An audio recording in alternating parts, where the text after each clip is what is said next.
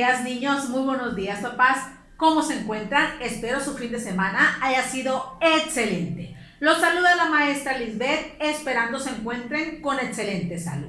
Bienvenidos a una clase más en esta modalidad a distancia. Me da mucho gusto estar de nuevo con ustedes. El día de hoy, lunes 26 de abril, estaremos trabajando en tu primera actividad con tu materia de español y necesitarás tu libro de español. En la segunda actividad estaremos trabajando con tu materia de ciencias naturales y necesitarás tu libreta de ciencias y tu libro de ciencias.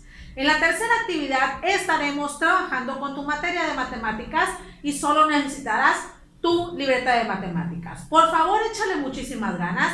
No se te olvide colocar fecha, título, instrucciones y tu nombre porque eso es muy importante y no lo están escribiendo, ¿sale? Bueno, concéntrate, por favor. Cualquier duda, estoy a tus órdenes. No te me desesperes con estas actividades. Pon muchísima atención.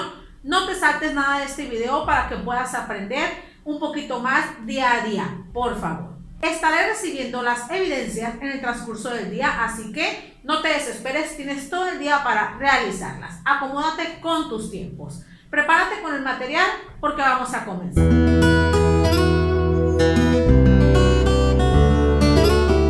Excelente, mis niños, vamos a iniciar. En esta primera actividad estaremos trabajando con tu materia de español y necesitarás tu libro de español.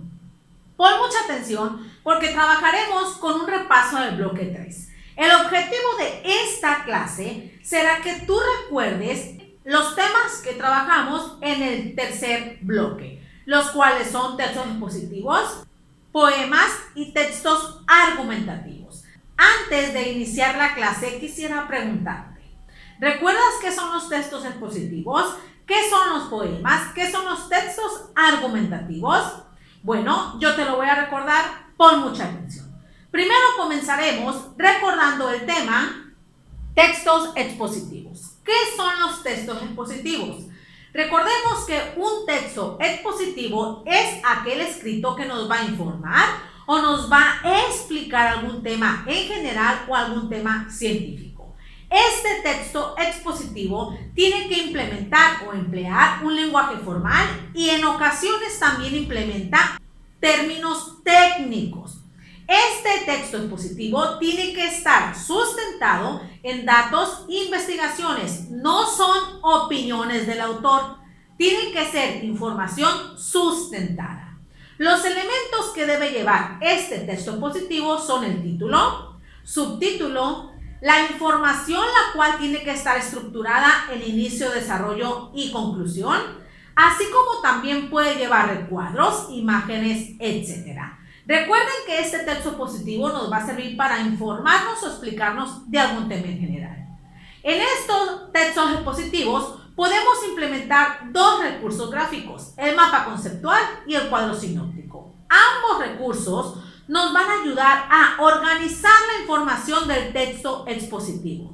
Nos van a ayudar a resumir esa información, pero ambos son diferentes. Recordemos que los dos nos van a ayudar a organizar la información, pero el mapa conceptual va a estar construido por líneas, cuadros, círculos, etc. y va a ir de arriba hacia abajo de manera jerárquica.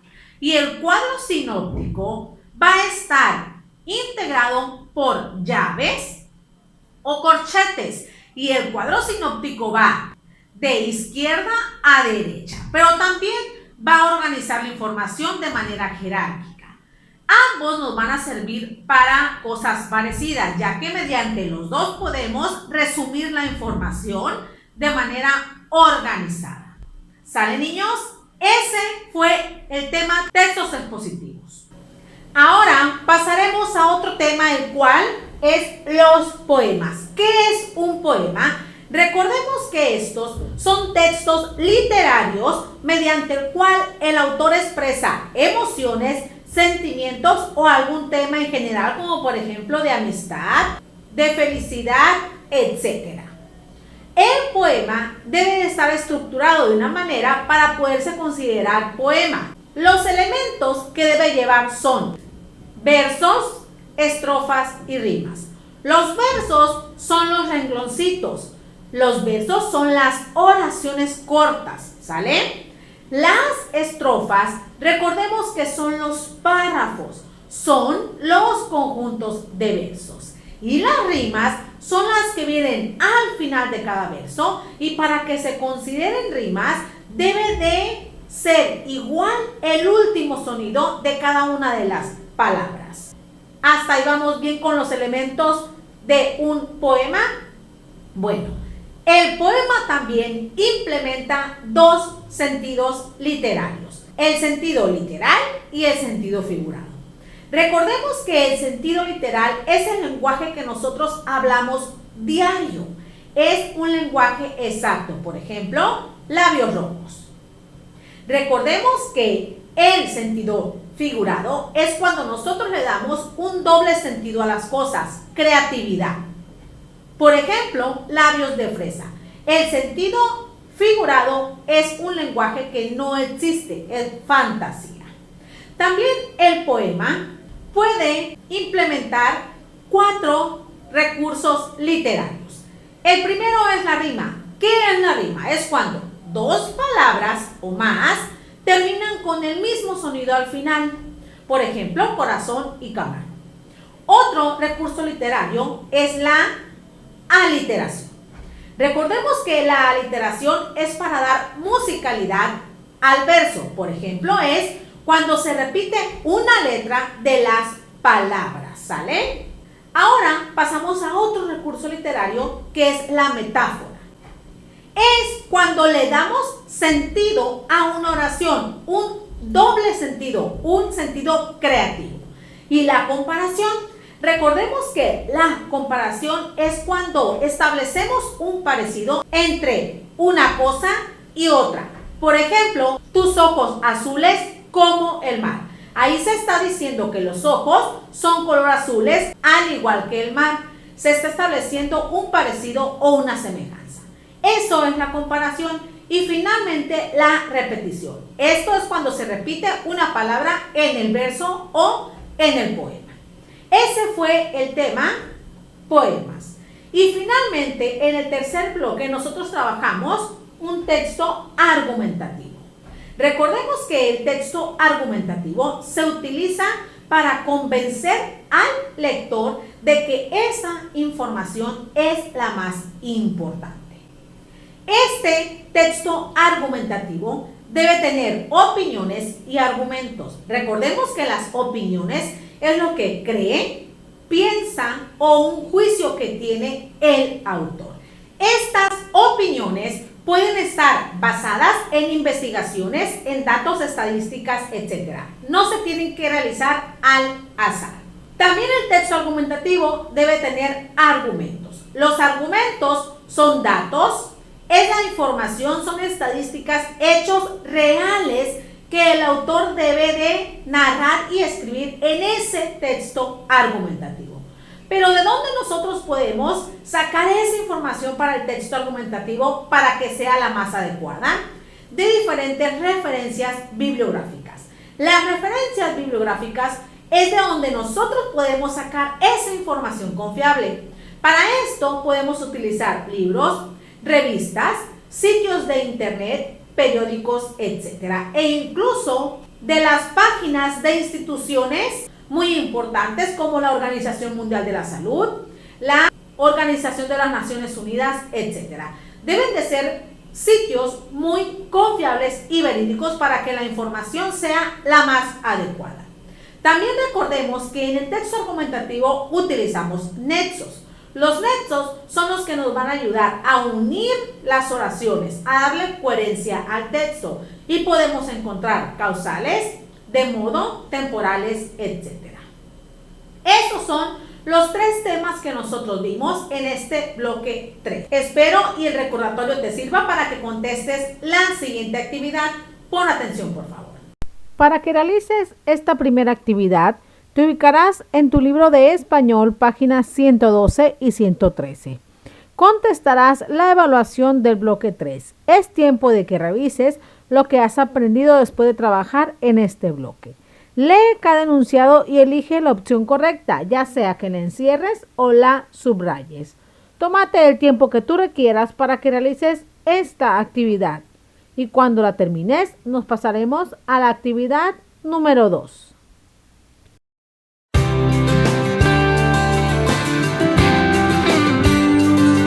Muy bien, niños, iniciamos con tu actividad número 2 en tu materia de ciencias naturales. Para esto, tú necesitarás tu libreta de ciencias y tu libro de ciencias por si te gustas apoyar. En esta ocasión estaremos trabajando el tema transferencia del calor. El objetivo es que tú identifiques cómo se puede transferir el calor y ejemplos de esta forma de transferencia. Antes de iniciar, voy a realizarte algunas preguntas. ¿Qué es la energía calórica o térmica? ¿Cómo crees tú que se transfiere el calor de cuerpo a cuerpo? ¿Dónde encontramos esa energía calórica? Bien, pon mucha atención porque yo te lo voy a explicar. La energía calórica o el calor es una energía interna que es la que se encarga de la temperatura de los cuerpos. La energía calórica es aquella que poseen los cuerpos cada vez que son expuestos al calor. Esta se transmite entre sí, o sea, de cuerpo a cuerpo, ya sea que estén en contacto o a distancia. Cada cuerpo debe tener diferente temperatura y diferente nivel calórico, por eso se puede llevar a cabo una transferencia del calor, ya que se necesita que ambos cuerpos tengan diferente temperatura para que se lleve a cabo esa transferencia. Ustedes se preguntarán cuántas formas existen para transferir el calor o cuáles son esas formas. Bueno, son 3 formas en las cuales se puede transferir el calor. La primera se le llama conducción térmica. ¿Qué significa conducción térmica? Pónganme muchísima atención porque también te daré ejemplos. La conducción térmica es cuando el calor se transmite de un cuerpo a otro mediante el contacto, cuando están juntos, siempre y cuando un cuerpo tenga diferente temperatura al otro. Te repito, la conducción térmica es cuando el calor se pasa a otro cuerpo, pero los cuerpos deben tener distinta temperatura, porque si tienen la misma temperatura no se puede transferir el calor.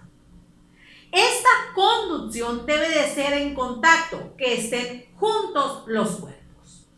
Te daré un ejemplo de conducción térmica, pon atención.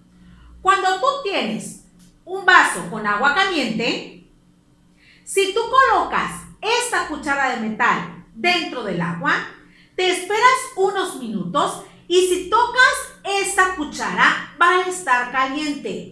Este es un ejemplo de transferencia de calor por conducción térmica. ¿Por qué? Porque el calor del agua caliente se transfirió, se pasó a la cuchara. La cuchara antes de colocarla en el agua tenía una temperatura fría.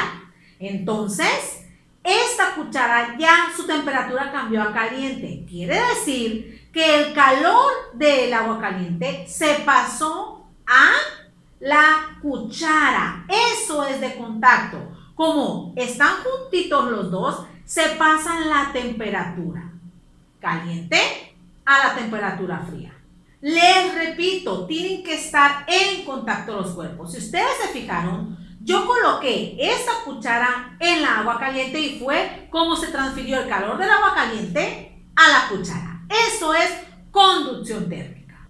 Otro ejemplo es que cuando tú estás cocinando en un sartén en tu estufa, si tú dejas la cuchara ahí en el sartén, en unos cuantos minutos esa cuchara, si tú la quieres tomar, va a estar caliente. Ahí el calor del sartén se pasó y se transfirió a la cuchara de metal. Ese es otro ejemplo de transferencia de calor mediante conducción. Recuerda que la conducción es cuando un cuerpo pasa su temperatura, su calor a otro cuerpo. Tienen que estar en contacto, juntos. La siguiente forma de transferir el calor se le llama convección. Esta puede ser una de las más complicadas, pero pónganme atención. La convección es cuando el cuerpo más caliente transfiere el calor al cuerpo más frío. No necesariamente tienen que estar en contacto. Esta forma de convección genera la transferencia de calor, pero recuerden que de temperatura caliente a temperatura fría. En la manera de convección no necesitan estar en contacto los cuerpos, puede ser a distancia. El ejemplo que yo les voy a dar es cuando utilizamos una secadora. Si tú prendes esta secadora, de esta secadora va a salir aire caliente. Esto es temperatura caliente.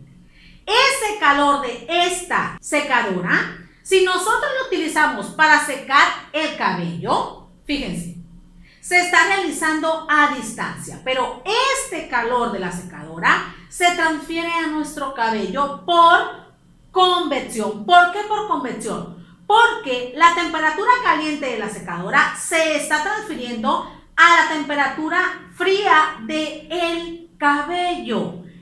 Eso es una transferencia de calor mediante la convección. ¿Por qué? Porque a distancia se pasa el calor de un cuerpo a otro cuerpo más frío.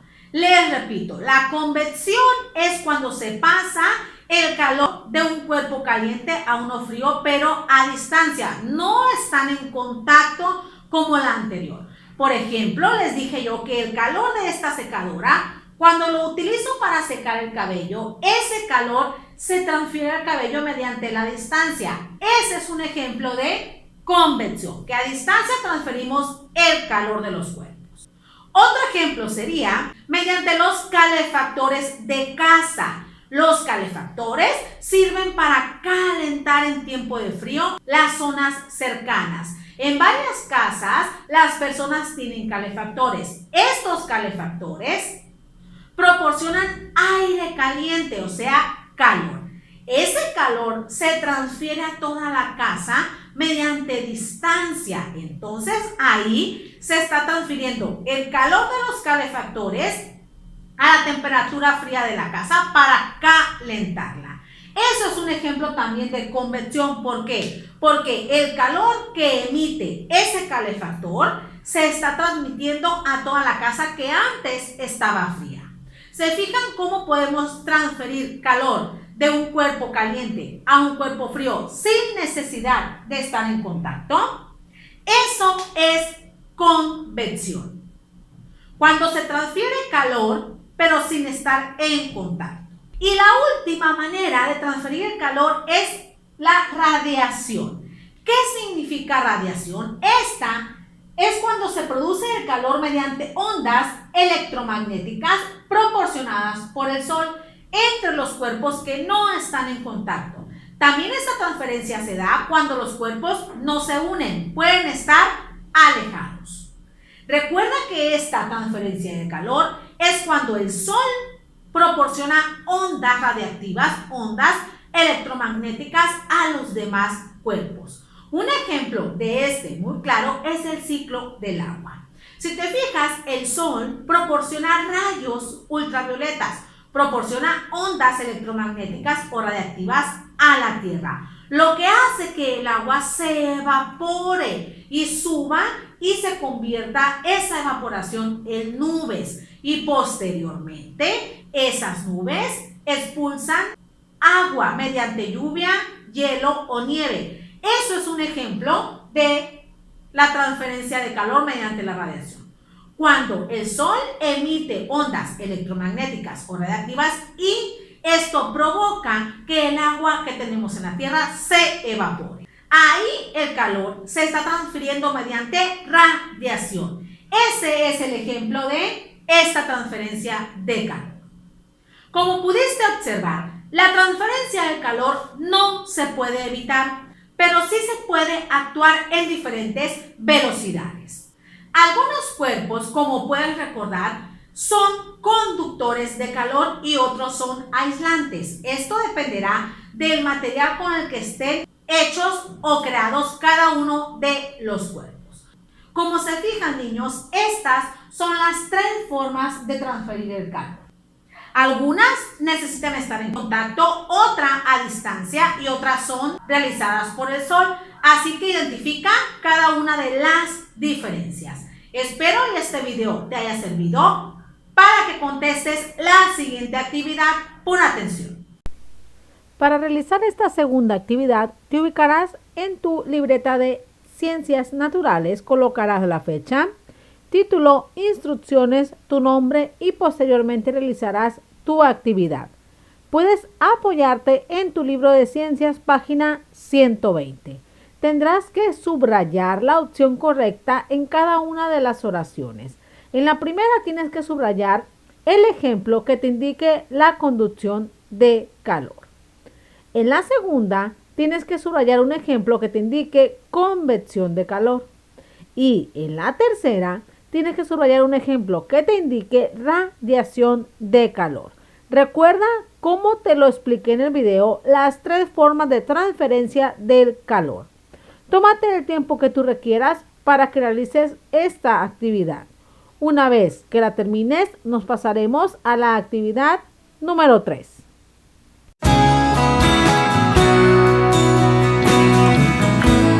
Excelente, niños. Vamos por su última actividad en su materia de matemáticas con el tema cálculo del residuo.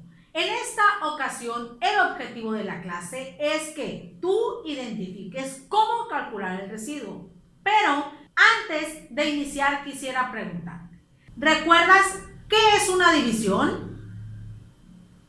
¿Cuáles son sus elementos? ¿Para qué te sirve una división? Bueno, pon mucha atención porque yo te lo voy a explicar. Decíamos que una división es una operación básica, pero ¿para qué se utiliza? Esta nos puede ayudar a repartir, a dividir, a separar un todo en partes iguales. La podemos utilizar para ir a la tienda, en casa, etc.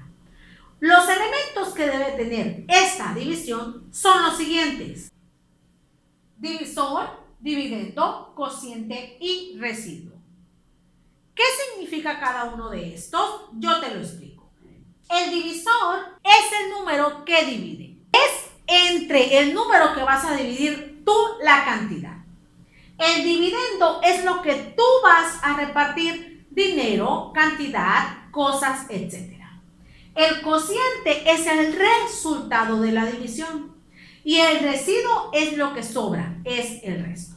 Tienes que aprenderte tú las partes de una división, porque ya la hemos trabajado varias veces, así que no se te vayan a olvidar. Divisor, dividendo, cociente y residuo. Tienes que checar para qué te sirve cada una de las partes y cuáles son, dónde se localiza. ¿Sale? Hasta ahí vamos bien con la división.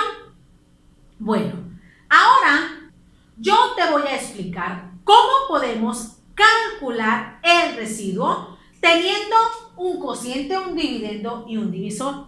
Pero para esto se van a utilizar 3 pasos. Estos 3 pasos tú los tienes que anotar en tu cuaderno, por favor, para que no se te dificulte el trabajo. El primer paso que vamos a realizar nosotros es multiplicar el divisor por la parte entera del cociente. Ahorita te vas a fijar cómo lo vamos a realizar. El segundo paso es que el resultado de este primer punto se va a restar con el dividendo. Recuerda que el número mayor se le resta al número menor. Y finalmente encontramos el residuo.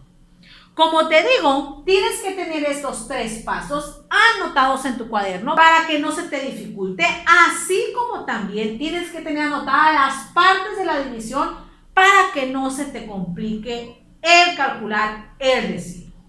Te explico cómo se calcula. Vamos a ir siguiendo estos 3 pasitos tan sencillos como se ven aquí. ¿Para qué? Para calcular el residuo. Y cuando lo tengamos, lo colocamos en este cuadrito. ¿Sale? Pon mucha atención. ¿Cuál es el primer paso para calcular el residuo? Dice, se multiplica el divisor por la parte entera del cociente. Ok, ¿cuál es el divisor? Este. ¿Y cuál es el cociente? Este de arriba.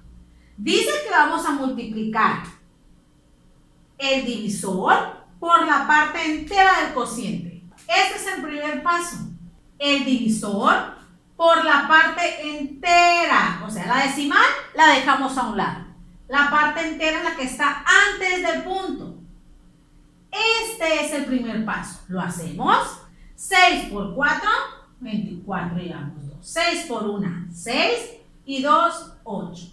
Ya tenemos el primer paso. ¿Cuál fue? Multiplicar divisor, que es 6, por la parte entera del cociente, que es 14.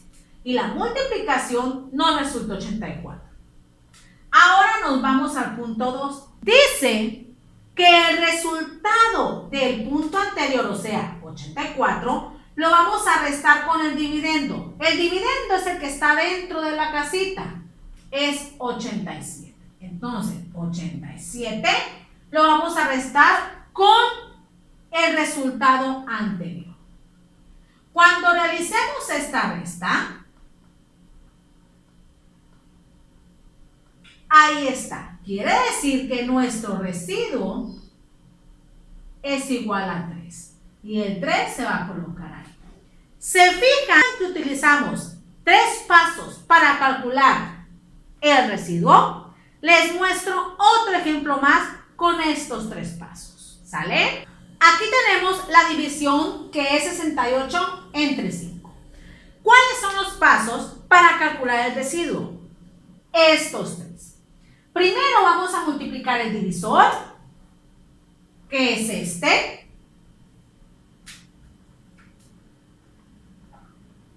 ¿Por cuánto? Por la parte entera del cociente. ¿Cuál es el cociente? Este, pero la parte entera va a ser 13. El punto decimal y el otro número se deja de lado. No lo utilizamos. Quiere decir que vamos a multiplicar 5 por 13. Ese es el primer paso porque es multiplicar divisor por la parte entera del cociente. 5 por 3, 15. Hay una, 5 por 1, 5 y una 6. El segundo paso, ¿qué dice? El resultado se resta con el dividendo. ¿Cuál es el dividendo? El de adentro. Quiere decir que el dividendo lo vamos a restar con el número anterior que nos salió, 65. Hago la resta. Entonces, quiere decir que el residuo de esta división es igual a 3. ¿Cómo lo calculamos? Primer paso, multiplicamos divisor por la parte entera del cociente. Segundo paso, restamos el dividendo menos el resultado del punto anterior. Y finalmente encontramos el residuo y lo colocamos en el puntito. Te muestro otro ejemplo. Aquí tenemos que vamos a dividir 174 entre 12. ¿Cómo voy a calcular yo el residuo de esa división? Con 3 pasos. ¿Cuál es el primero? Multiplicar divisor por la parte entera del cociente. ¿Cuál es el divisor? Este. Y la parte entera del cociente. La decimal no la ocupamos. Ese es el primer paso. Multiplicar el divisor por la parte entera del cociente. 2 por 4, 8. 2 por 1, 2. 1 por 4, 4 y 1 por 1, 1. Ahí está. Ahí tenemos el primer paso. Ahora vamos con el segundo paso. Dice ahí que el resultado del punto anterior lo vamos a restar con el dividendo. ¿Cuál es el dividendo? El que está dentro de la casita. Quiere decir que vamos a restar 174 menos el resultado anterior, 168. Hacemos la resta. A 4 no se le puede quitar 8. Entonces, el 4 pide una decena prestada y se convierte en 14 y el número anterior en 6. A 14 le quitamos 8, nos queda 6. 6 menos 6, 0 y 0. Quiere decir que el residuo de esta división es igual a 6. Se fijan que solo utilizamos 3 pasos. El primero es multiplicar divisor por la parte entera del cociente. El segundo es restar el dividendo menos el resultado del punto anterior y así encontramos el residuo y lo colocamos en el cuadrito. Así van a resolver ustedes la actividad y quiero que me coloquen estos 3 pasos que yo les acabo de mencionar, ¿sale? Espero que esta explicación te sirva para que realices lo siguiente. Para realizar esta actividad te ubicarás en tu libreta de matemáticas, colocarás la fecha, el título, instrucciones, tu nombre y posteriormente realizarás tu actividad. Tendrás que encontrar el residuo de las divisiones que ahí se te muestran. Tienes que realizar los 3 pasos que te mencioné en el video y colocar el residuo en ese cuadrito en blanco que ahí te muestran en cada división. Tómate el tiempo que tú requieras para terminar esta última actividad. Bien, niños, llegaron al final de la clase.